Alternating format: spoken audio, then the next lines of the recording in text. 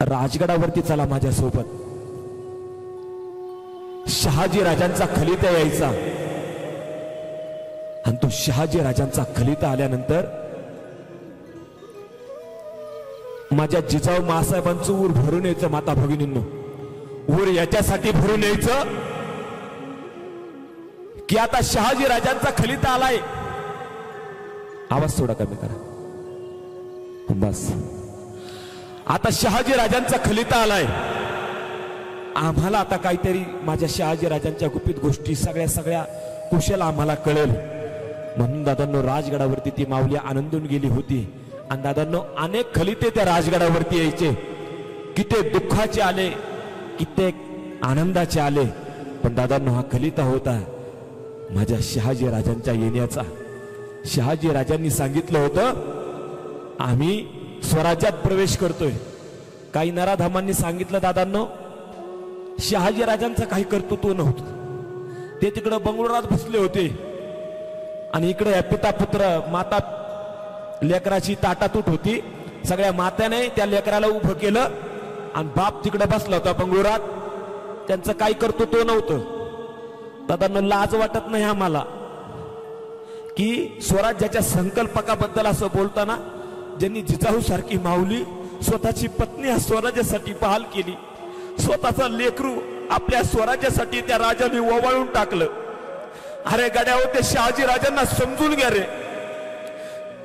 हौस नव्हती आली त्यांना नव्हती हौस आली त्यांना की आपल्या लेकरा उभं करतोय स्वराज्य ते याची डोळा पाहावं म्हणून. दादांनो सांगायला अभिमान वाटतो उभी आदिलशाही निजामशाही 100 वर्षाच्या शाया. हर ती निजामशाही निजाम तो मेल्यानंतर माझ्या शहाजी राजांनी त्या मुर्तुजाला गादीवर बसून स्वतः 5 वर्ष निजामशाही माझ्या शहाजी राजांनी चालवले. दादांनो तो राजा काय माणूस, पण का राहतो ते बंगळूरला सांगतो ऐका. बंगळूरला राहायचं कारण 5 वर्ष निजामशाही चालवत असताना त्या निजामशाहीनं मुर्तुजा गादीवर बसवलं होतं शहाजी राजांनी आणि तो मुर्तुजा आदिलशाहीने गिरफ्तार केला. शहाजी राजांनी त्यांच्या आम्हाला शब्द दिला होता मुर्तुजाच्या आईला की जोपर्यंत हा शहाजी जिवंत आहे तोपर्यंत मुर्तुजाच्या केसाला सुद्धा धक्का लागणार नाही. आणि दादांनो शहाजी राजांनी तेच कार्य तंतोतंत पाळलं. ज्या अर्थी शहाजी राजांना कळालं की मुर्तुजाला पकडून नेलंय त्याच वेळी दादांनो माझ्या शहाजी राजांनी घोडा काढला. फौज सैन्य सोबत नेलं नाही. शहाजी राजांना भर रणांगणात लढणार कोणी नव्हतं दादांनो, हरवणार कोणी नव्हतं. एवढी दहशत माझ्या शहाजी राजांची होती. आणि म्हणून माझे शहाजी राजे त्या मुर्तुजाला सोडवण्यासाठी गेले. मुर्तुजाला सोडवत असताना इकडे जिजाऊ मासाहेबांनी दादांनो पहिल्यांदा उभ्या अभिषेक शिवचरित्रामध्ये 2 वेळा माझ्या जिजाऊ मासाहेबांनी सतीची वस्त्र अंगावरती नेसलेत. पहिली ज्यावेळेस मुर्तुजाला उचलून घेऊन गेले ना, पक्क माहिती होतं जिजाऊ मासाहेबांना की आता आदिलशाही ती सगळे सरदार लोक शहाजी राजांना ठेवणार नाहीत, त्यांना जीव मारल्याशिवाय ते राहणार नाहीत. हे जिजाऊ मासाहेबांना खात्रीच वाटत होती. माझा नवरा एकटाच गेलाय, सोबत फौजही नेली नाही. आता शहाजी राजे महाराज साहेब गिरफ्तार होणार आणि आता आपलं काही खरं नाही, आपलं कुंकू पुसलं जाणार. सतीची वस्त्री घालून माझ्या जिजाऊ मासाहेब तयारच होत्या. पण दादांनो माझ्या आई भवानीची पुण्याई आणि माझ्या शहाजी राजांना त्यांनी फक्त गिरफ्तार केलं आणि सांगितलं पुन्हा परत पुण्यात दिसायचं नाही. जरी पुण्यात तुझी जहागिरी असली, जहागिरी एकदा दिली ना ती पुन्हा मरेपर्यंत घेता येत नाही. दादांनो जहागिरी दिल्याचा नियम आणि ते बक्षिसाचा नियम असतो. जरी जहागिरी तुझी असली तरी तुला पुण्यात या ठिकाणी राहता येणार नाही. तुला राहायचं असेल तर बंगळुरामध्ये तुला राहावं लागेल. आणि अख्खा बंगळुरूचा प्रदेश दादांनो शहाजी राजांना देऊ केला. पण दादांनो काळजावरती दगड ठेवून तो राजा स्वराज्यासाठी या मातीसाठी आपल्या पत्नीचा आपल्या लेकराचा त्या राजाने खूप मोठा त्याग केला. दादांनो आपल्या एका पत्नीला आणि आपल्या मुलाला पुण्यामध्ये पाठवलं आणि त्या क्षणी बंगळुरातून सगळा कारभार मध्ये शहाजी राजे पाहत होते. इकडं शिवाजी महाराजांना तोरणा किल्ला घेण्यासाठी धन घावतोय. राजगडाचं गुंजवणीचं दरवाजाचं बांधकाम करताना धन घावलं. आम्हाला अत्यंत आनंद झाला दादांनो. अरे शिवाजी राजांनी हे काय उकरायला सुरुवात केली. धनाच्या राशीच्या राशी या शिवाजी राजांना प्राप्त होत होत्या. पण गड्या हो, ते धन शिवाजी महाराजांना सापडत नव्हतं. एक पिता जरी बंगळुरात असला तरी दादांनो बाप असतो. दादांनो, लेक जरी लग्न होऊन सासरी गेली तरी माहेराला पाठवताना आपला बाप त्या लेकीच्या हातात 100-500ची का होईना दादांनो नोट देतो. तसाच तो राजा जरी या स्वराज्याच्या हयातीत नव्हता, या मातीत, तरी बंगळुराहून माझे शहाजीराजे हे त्या ठिकाणी धन आपल्या शिवाजी महाराजांना पाठवायचे. ते इकडे गुप्त केलं जायचं आणि ते सापडलं म्हणून बोंब मारायची. कारण जरी आदिलशाहीला कळलं की धन गावतंय शिवाजी महाराजांना, हे जर धन असंच घावलं, उघड दिलं, तर त्या आदिलशाहीला, निजामशाहीला तिकडे शंका येईल आणि आपल्या पोराचं स्वराज्य धोक्यात येईल. म्हणून असल्या कारणाने दादांनो ते पाठवायचं. आणि दादांनो, शहाजी राजांचं आगमन राजगडावरती होणार होतं. खलिता आला होता राजगडावरती की शहाजी राजांचं आगमन राजगडावरती होतंय. माता भगिनींना एवढा आनंद झाला माझ्या जिजाऊ मासाहेबांना. विचार करा, इथे बसलेल्या सगळ्या प्रतिभा आहेत. जर आपला नवरा 20 वर्ष आपल्याला भेटला नाही, काय अवस्था होत असेल त्या माऊलीची. आणि 20 वर्षानं बातमी येते आपला नवरा परत येतोय, काय आनंद झाला असेल माझ्या जिजाऊ मासाहेबांना. अरे आनंदाने नाचावा अशी अवस्था माझ्या जिजाऊ मासाहेबांची होत होती. आणि त्या क्षणी माझ्या शहाजी राजांचं आगमन होत होतं.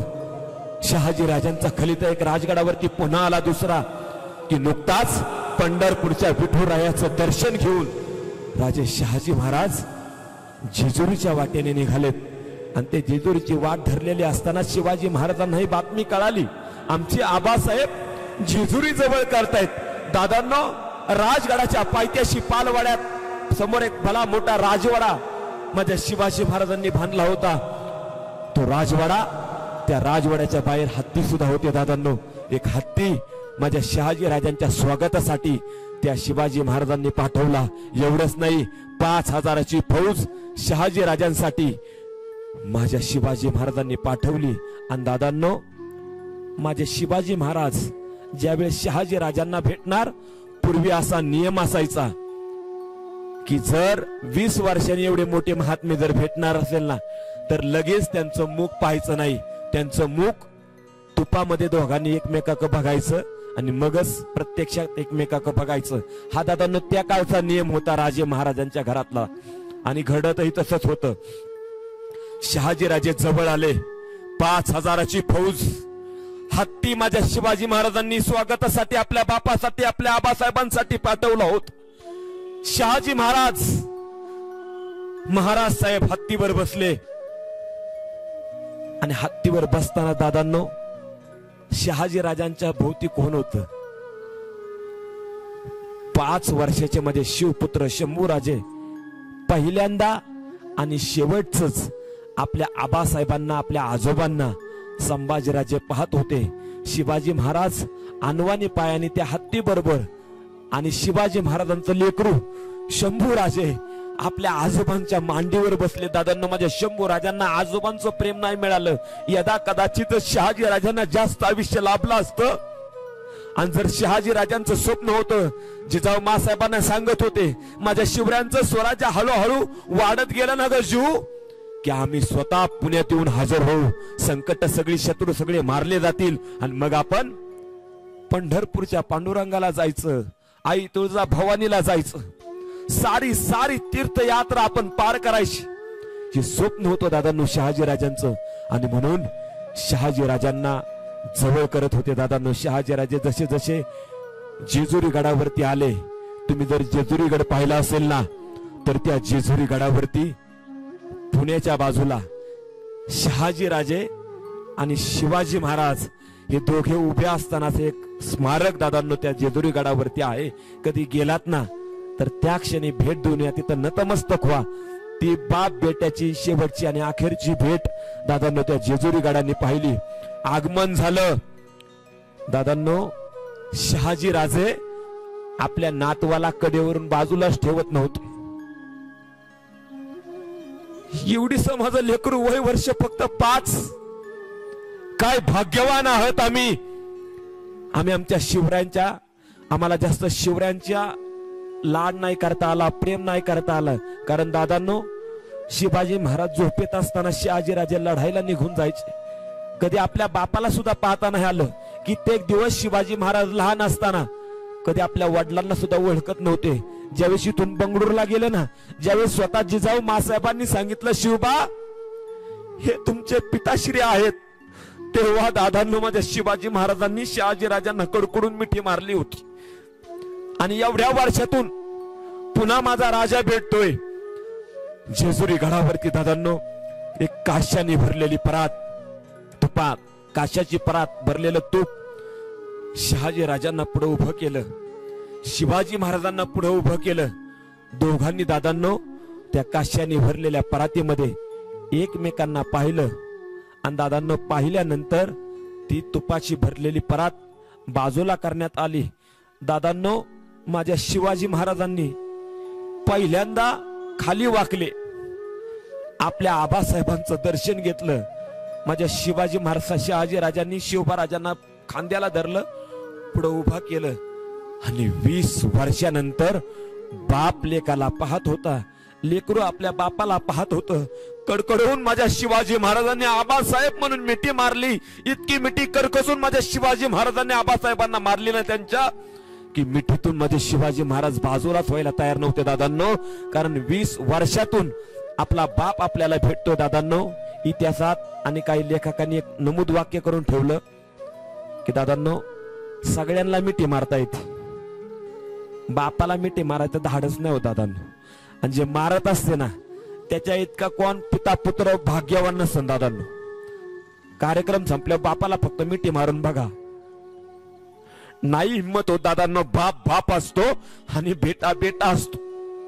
लहानपणी अनेक मारू, पण ज्यावेळेस आपण कळते झालो ना, आपल्याला बाप कळायला लागतो दादांनो, कारण आपण त्यावेळेस बाप झालेला असतो. शहाजी राजांची ती भेट झाली.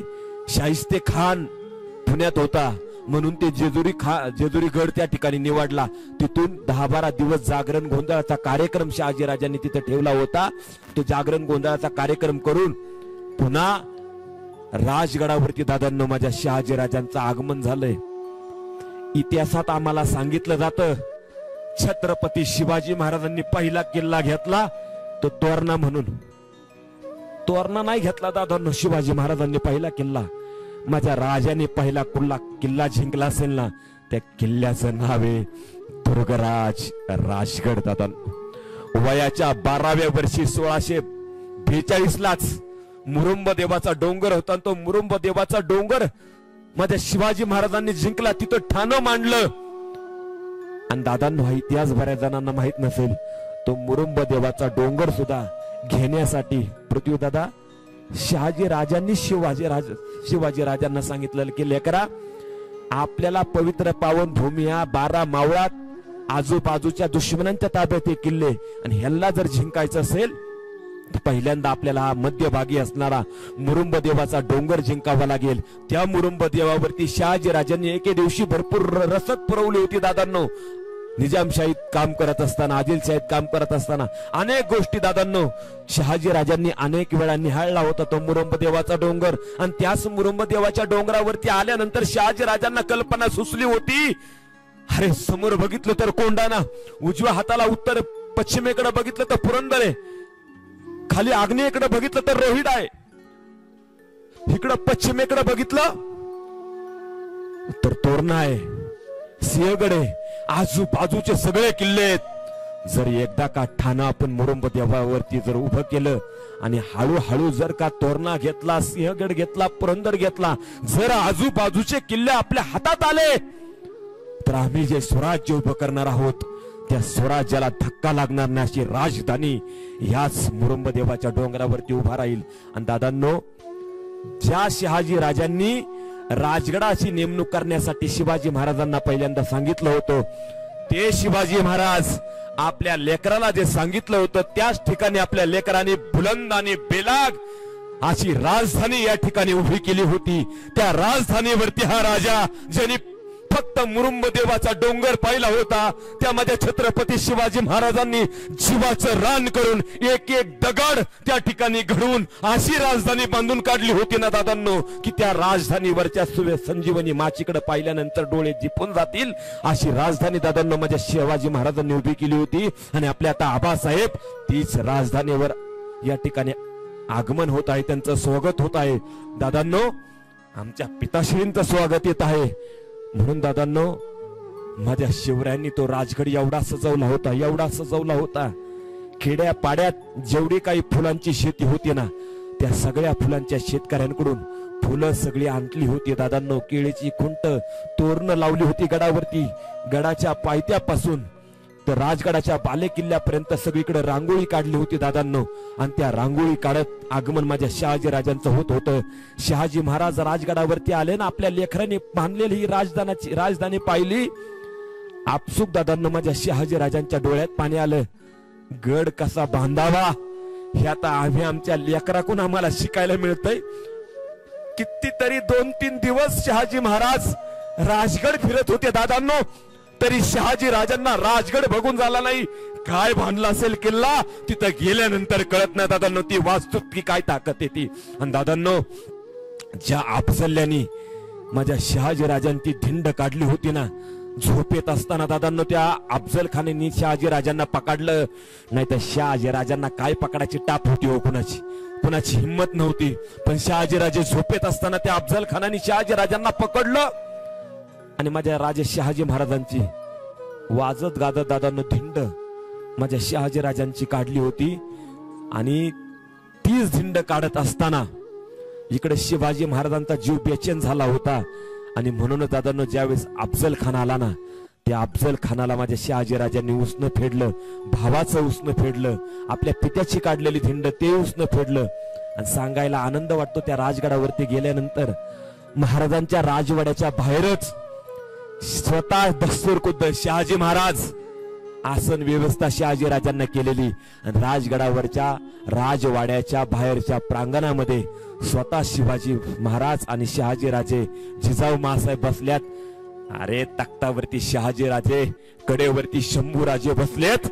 आणि ज्या आबासाहेबांच्या आमची त्या अफजल खानाने धिंड काढली ना, आमच्या भावाला मारलं ना, त्या अफजुल्ल्याला कसा मारला याचा पोवाड्याचा कार्यक्रम दादांनो शहाजी राजे राजगडावरती बसून ऐकत होते. दादा आनंदाचा क्षण होता शहाजी राजांसाठी. आणि दादांनो दुर्भाग्याचा क्षण असा की माझ्या शंभू राजांना खूप प्रेम आजोबांचं कमी मिळालं. हा राजा सगळ्या गोष्टीला मुखला दादांनो. सांगतो पुढे जाऊन, पहिली आणि शेवटची भेट होती दादांनो राजगडावरची जी माझ्या शंभू राजांच्या जीवनात आली. ती भेट म्हणजे माझ्या शहाजी राजांचं शेवटचं जाणं होतं. ज्यावेळेस शहाजी राजे बरेच 2-3 महिने राजगडावरती राहिले.